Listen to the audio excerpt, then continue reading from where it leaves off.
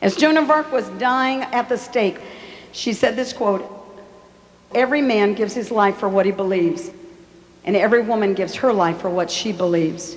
Sometimes people believe in little or nothing, and yet they give their lives to that little or nothing. One life is all we have. We live it and it's gone, but to live without belief is more terrible than dying, even more terrible than dying young." What do you burn for? What do you burn for? Jim Elliot said the famous words years before his martyrdom, "That man is no fool who gives what he cannot keep to gain what he cannot lose." And he prayed as a young man, "God, I pray, light these idle sticks of my life, and may I burn up for thee. Consume my life, my God, for it is thine. I seek not a long life, but a full one like yours, Lord Jesus."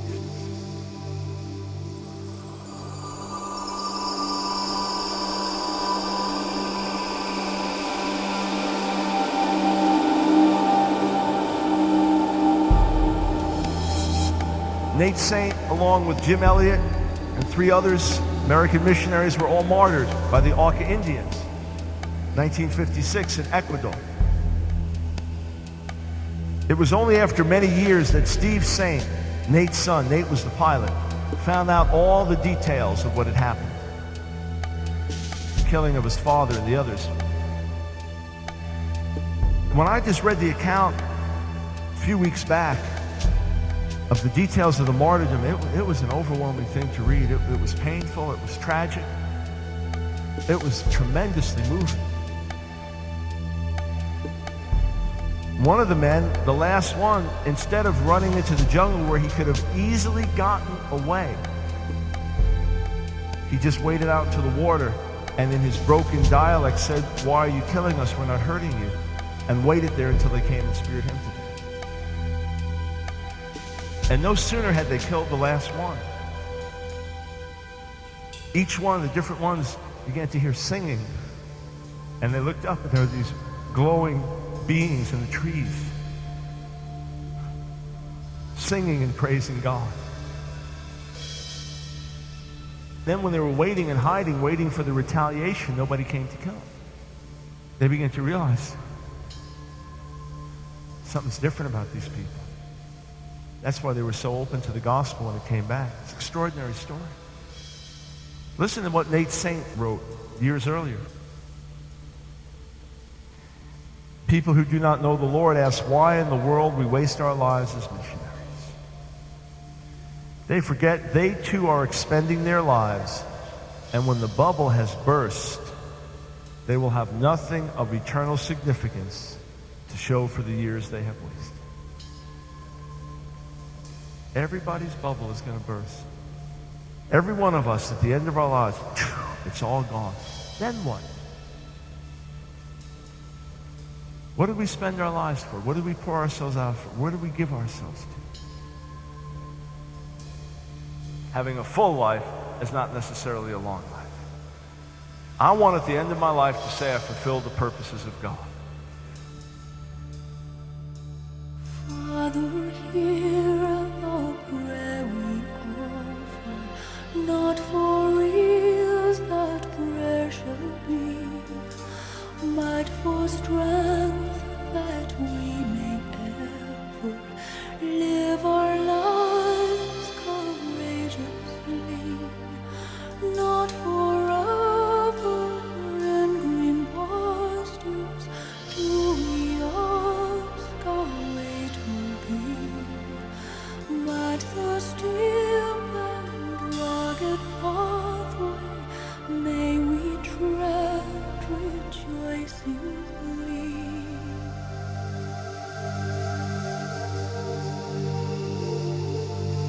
What's it going to be like for you if one day when you die and you make it to heaven, you made it in, and on that final day, you look around and there's that table you've heard all about, and it's time for the marriage supper of the Lamb. And angels are gathering around and they're placing everybody in their proper seats. They say, come here. This is where you're to seat at the marriage supper. And you sit down and you don't recognize anybody around you, but they're all former Christians, all on fire, people that got saved sometime in their life and they made it in. And across from you, a little girl, and you look at her. You say, hi, what's your name? And she says, Rebecca. You say, Rebecca, where are you from? She says, Rome. And you say, Rebecca, would you talk to me just for a few minutes of how you got here? She said, well, we had a real hard life. My daddy, when I was 8 years old, I had to go to this big arena and I watched lions eat my daddy. With my own eyes, I watched lions eat my daddy. They killed him because my daddy loved Jesus. And I've never cried so much in my life as I did that day. 2 days later, they came back for me and my brother, and they took us to the same arena where my daddy died. And there was thousands of people cheering. They paraded us into the arena. And there was no one there but just us in that big arena and all the people. And then I looked around and I saw all these doors opening up around the arena. And out of every door came lions. And I'd never been so scared in my life. They had told me that if I just denied Jesus, I could live. But I couldn't do that. He was everything to me. He was my reason for living. I died that day. The angels came and ushered me into heaven.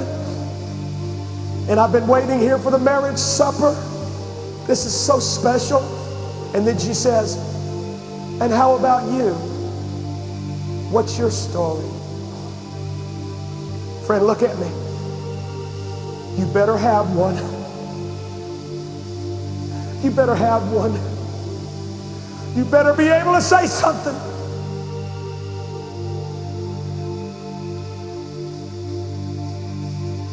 As a matter of fact, did you know that 160,000 people were martyred in 1996 for the cause of Christ?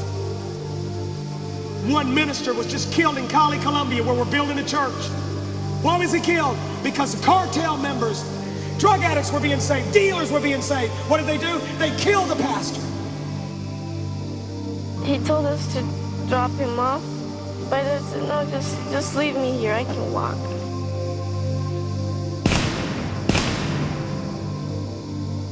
That was the last time I saw him. We are strength in our weakness, in our wanderings be our guide. Through endeavor, failure, danger, Father, I want you to think of what this means. My life for the gospel. we are strength My life for the gospel. in our wanderings be our guide. With his death, it's like it encouraged us to want to do the same, to lay down our lives for the Lord and not just die for him, but to live for him. That can be harder than dying for him.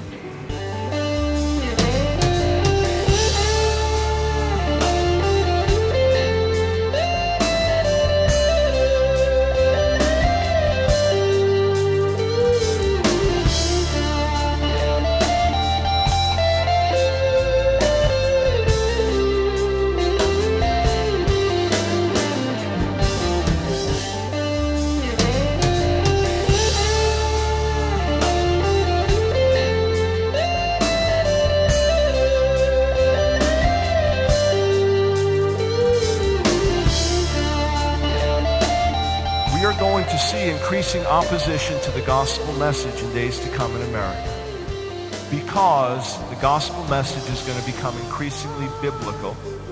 The gospel message is going to become increasingly radical and revolutionary. And the gospel message is going to become a threat to this world system.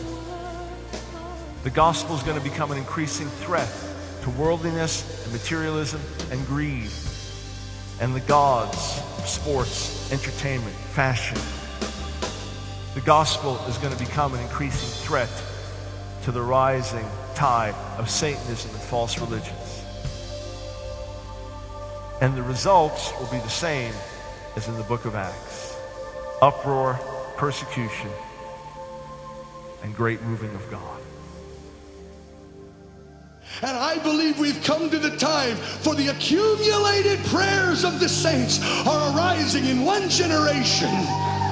And God is going to answer all those accumulated prayers and remember all those covenants, and it's going to come down on you guys.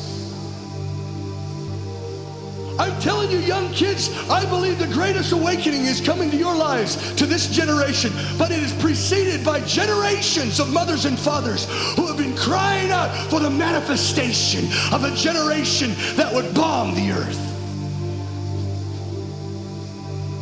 I tell you what, we stand on the shoulders of forefathers and foremothers who have paid a price.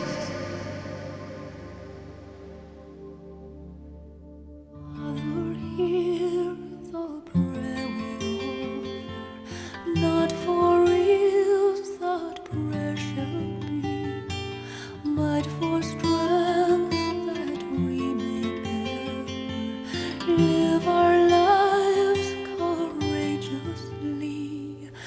Be our strength in hours of weakness, in our wanderings. What happened to those 11 ruffians that went after Jesus and followed him all the way to the cross? We know what happened with Judas.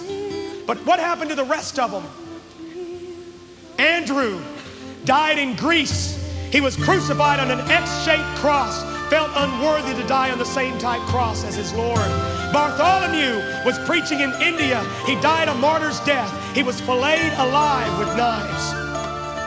James the elder was martyred first. He was slain by Herod Agrippa. James the Lesser was crucified in Egypt. His body was sawed in pieces. John the Revelator, an attempt was made on his life by giving him a chalice of poison from which he drank, and God spared him. He died of natural causes. Jude was killed. He was shot with arrows at Mount Ararat.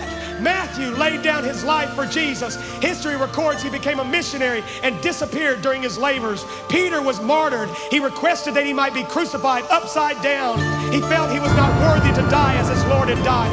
Philip died by hanging. While he was dying, he requested that his body be wrapped, not in fine linen, but in papyrus, for he was not worthy that even his body should be treated as the body of Jesus had been treated. Simon the Zealot, tradition says he died on the mission field as a martyr. Thomas, tradition says that he was commissioned to build a palace for the king of India. There he was killed with a spear as a martyr. Man, you guys inspired me, man. I want to be able to talk to them. I want to be able to look at them, and I want them to look at me, and I want them to say, "Well done, Steve."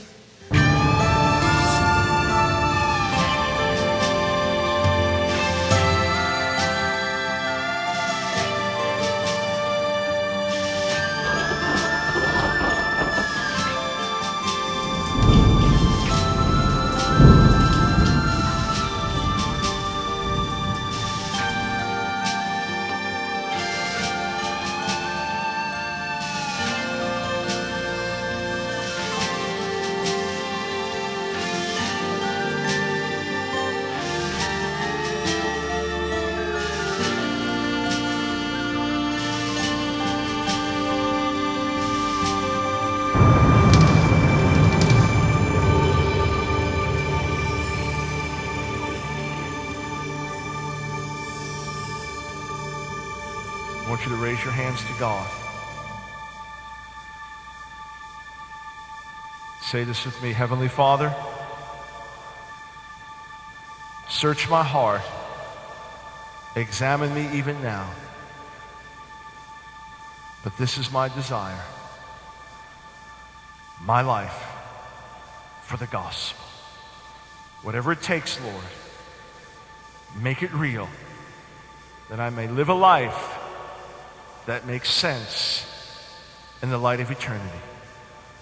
Jesus, my life for you.